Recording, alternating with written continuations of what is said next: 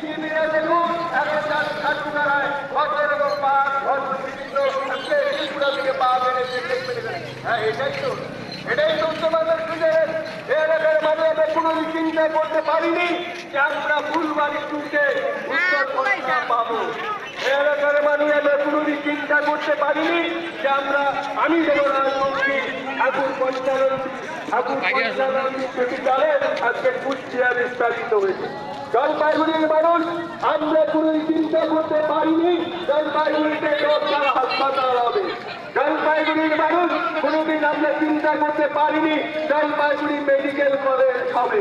আমরা জলপাইগুড়ির মানুষ কোনোদিন চিন্তা করতে পারিনি কি কলকাতা হাইকোর্টের সার্কিট বেঞ্চ আজকে জলপাইগুড়িতে হয়েছে।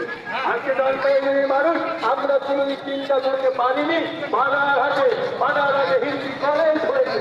তাই বন্ধুগণ, মমতা ব্যানার্জি যা বলে মুখে যা বলে বাস্তবে তা রূপায়িত করে, অক্ষরে অক্ষরে রূপায়িত করে। আজকে ভাবতে অবাক লাগে নরেন্দ্র মোদী বানারহাটে 2014 সালে বলেছিল, কি বলেছিল?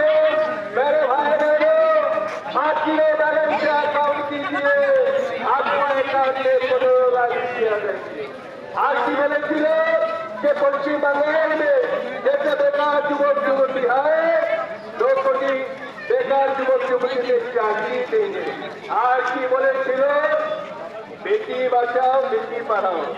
তাই বিজেপির বন্ধু আপনাদের বলতে চাই,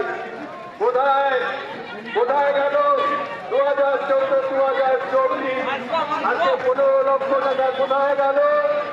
2 কোটি বেকার যুবক যুবতীর চাকরি কোথায় গেল?